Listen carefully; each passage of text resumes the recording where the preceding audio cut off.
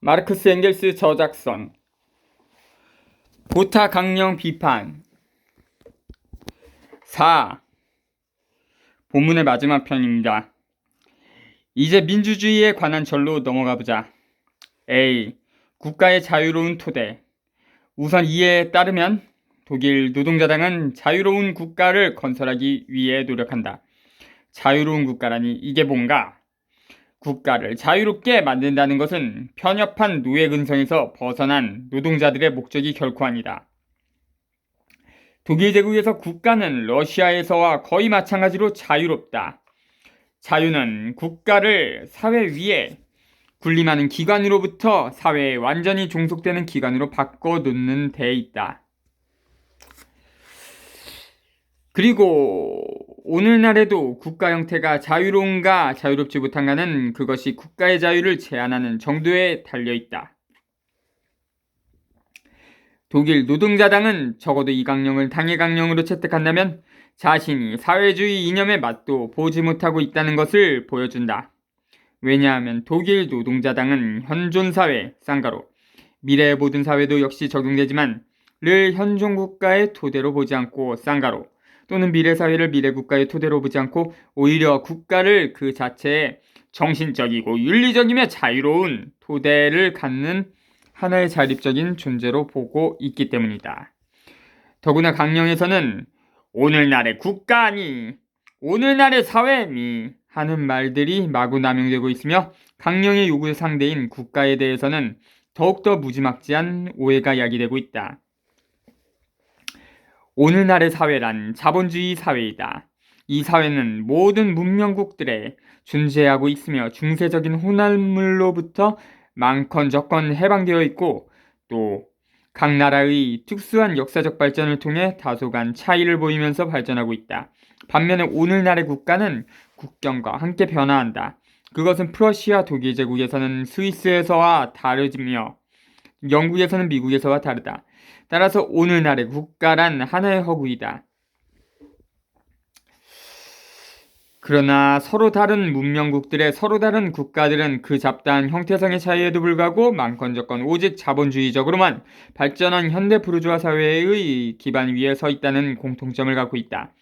그렇기 때문에 이 국가들은 일정한 본질적 특성들도 공유하고 있다. 이런 의미에서 우리는 오늘날의 국가제도를 그것의 뿌리인 부르주아 사회가 소멸한 뒤인 미래와 대비하여 이야기할 수 있다. 그러면 다음과 같은 물음이 제기된다. 공산주의 사회에서는 국가제도가 어떤 변화를 겪을 것인가? 다시 말하면 거기서는 오늘날의 국가 기능과 유사한 사회적 기능 중에서 어떤 것이 남게 될까? 이 물음에는 과학적으로만 대답할 수 있으며 인민이라는 말과 국가라는 말을 수천 번 결합해봐야 문제 해결에는 턱끝만큼도 접근하지 못한다.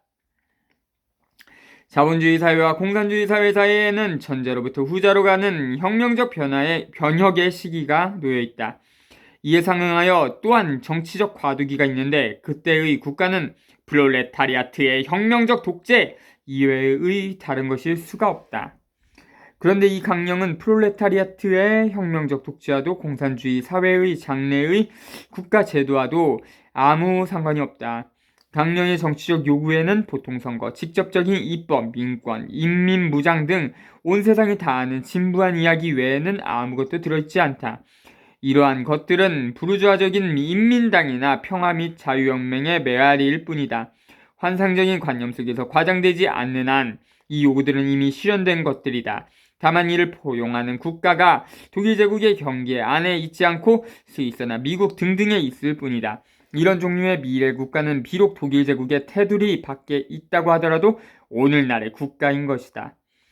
그러나 사람들은 한 가지 사실을 잊고 있다. 독일 노동자당은 오늘날의 민족국가 따라서 자신들의 국가인 프러시아 독일 제국 안에서 활동한다고 분명히 선언하고 있으므로 그렇지 않다면 그들의 요구는 정말이지 대부분 무의미할 것이다. 왜냐하면 아직 갖고 있지 못한 것만을 요구하는 셈이기 때문에 당은 요점을 잊지 말았어야 했다. 즉 이 모든 훌륭한 치장들은 이른바 인민주권에 기초한다는 사실. 따라서 그것들은 민주주의 공화국에서만 제 자리를 찾는다는 사실 말이다. 루이 필립 시대와 루이 나폴레옹 시대 내 그 프랑스 노동자들의 강령이 그랬듯이 민주주의 공화국을 요구할 용기가 없는 이상 상황 때문에 신중해야 하므로 그것이 현명하기는 하지만 정직하지도 않고 마땅하지도 않은 술책을 써서 도피하지는 말았어야 했다. 그런데 그 술책이란 의회라는 형식으로 거치장을 하고 봉건적인 잔재가 뒤섞여 있는 국가, 또 이미 부르주아지의 영향 아래서 관료 조직을 갖추고 경찰력으로 보호받는 군사 독재에 불과한 국가에게 민주주의 공화국에서만 의미 있는 일들을 요구하는 것이다. 더욱이 이러한 국가에서 그 요구들을 합법적인 수단으로 강요할 수 있다고 착각하고서 그것을 국가 앞에서 맹세하다니. 속류 민주주의야말로 민주주의 공화국을 천년 왕국의 실현으로 보고 있고, 또 그 민주주의는 바로 부르주아 사회의 이 마지막 국가 형태에서 계급투쟁이 궁극적으로 결말을 보아야 한다고는 꿈에도 생각하지 않지만, 그것조차 경찰에 의해서는 허용되고 논리적으로는 허용되지 않는 한계 내에 있는 그따위 민주주의보다는 훨씬 더 높은 것이다. 사람들이 국가를 사실 정부 기관으로 이해하거나 분업에 의해 사회로부터 분리된 하나의 독자적인 유기체라고만 이해한다는 것은 이미 다음과 같은 말을 보아도 알 수 있다. 독일 노동자당은 국가의 경제적 토대로서 단일한 누진소득세를 요구한다 등등. 세금은 정부기관의 경제적 토대일 뿐 그 이외의 아무것도 아니다. 스위스에서 현존하는 미래국가에서는 이 요구가 거의 실현되었다. 소득세는 다양한 사회계급들의 다양한 소득원을 전제로 하며 따라서 자본주의 사회를 전제로 한다. 그렇기 때문에 리버풀의 금융개혁론자들, 글래드스톤의 동생을 총수로 하는 부르주아들, 이 강령과 똑같은 요구를 내걸고 있다는 사실은 전혀 놀라운 것이 아니다. B. 독일 노동자당은 국가의 정신적, 윤리적 토대로서 다음과 같은 것을 요구한다. 1. 국가에 의한 전반적이고 평등한 인민교육, 전반적인 교육의 의무, 무료 수업, 평등한 인민교육. 이 말을 하면서 무슨 생각을 하고 있는가? 오늘날의 사회, 쌍가로. 그리고 문제가 되는 것은 오늘날의 사회뿐이다. 에서 교육이 모든 계급에게 평등할 수 있다고 믿는단 말인가? 그렇지 않으면 최저 수준의 교육, 인민학교만이 임금 노동자뿐만 아니라 농민의 경제적 형편에도 알맞으니 상류계급도 강제로 그 수준까지 끌어내리자고 요구하는 것인가? 전반적인 교육의 의무, 무료 수업, 전자는 독일에도 있으며 후자는 인민학교의 경우 스위스와 미국에 존재한다. 미국의 몇몇 주에서는 보다 높은 상급 학교도 무료이지만 이것은 사실 상류계급들의 교육비를 일반 세금 수입 중에서 꺼내 쓰고 있다는 뜻일 뿐이다. 말이 나온 김에 말하지만 A의 제5항에서 요구하고 있는 무료 소송에 대해서도 똑같은 것이 적용된다. 형사재판은 어디서나 무료이다. 또 민사재판은 거의 모두 재산상의 분쟁에 관한 것이므로 거의 모두 유산 계급들하고만 관계된다. 인민의 주머니 돈을 털어서 그들의 소송을 진행시켜야 한단 말인가? 학교에 관한 문단은 적어도 기술학교, 쌍가로, 이론 및 실기를 가르치는 를 인민학교와 결부시켜 요구했어야 했다.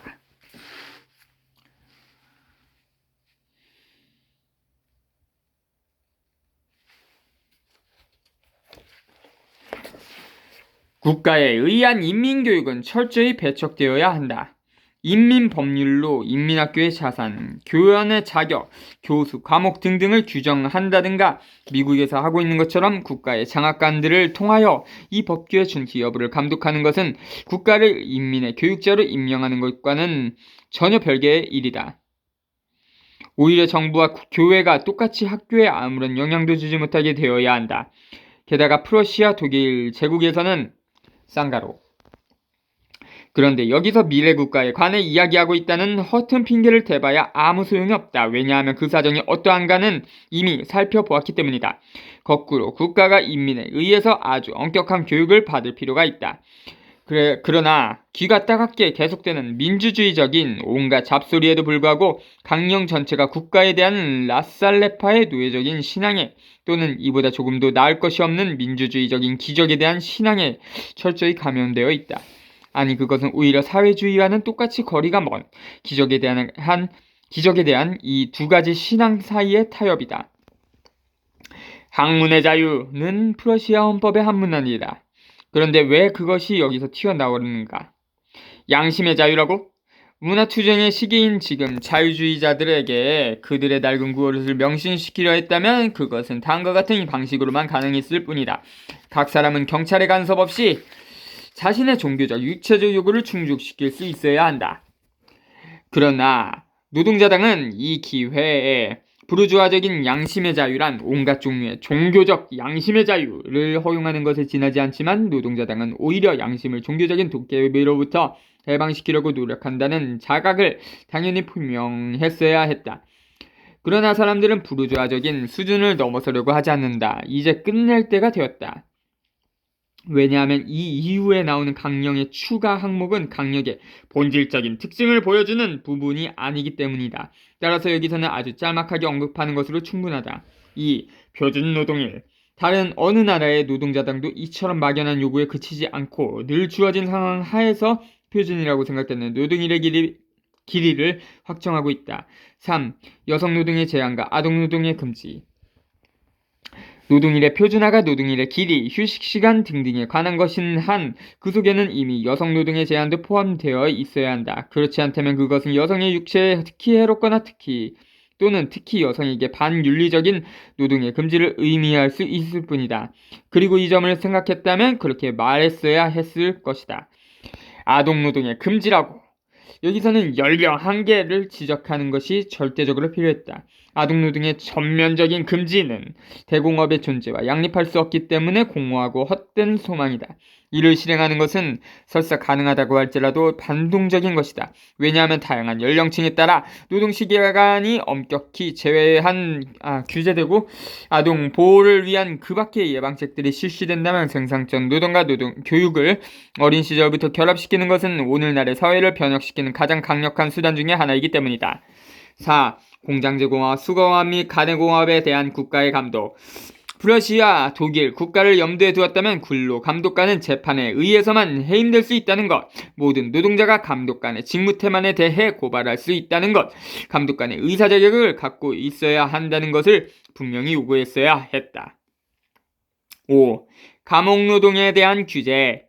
일반적인 노동자 강력의 요구로서는 사소한 것, 어쨌든 노동자들이 경쟁심 때문에 일반 범죄자들이 개, 돼지 취급받기를 바라지 않으며 특히 유일한 교화수단인 생산적 노동을 그들로부터 빼앗으려고 하지는 않는다는 것을 분명히 밝혔어야 했다. 그리고 이것은 사회주의자들에게 기대할 수 있는 최소한의 일이었다. 교화.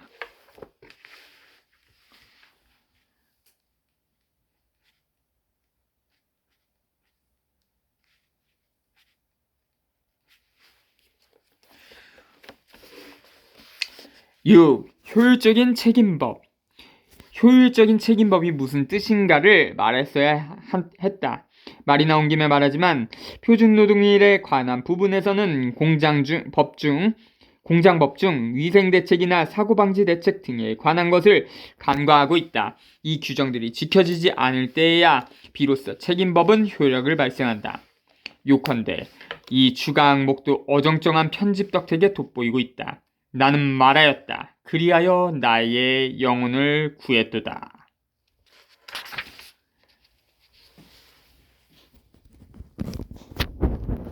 자주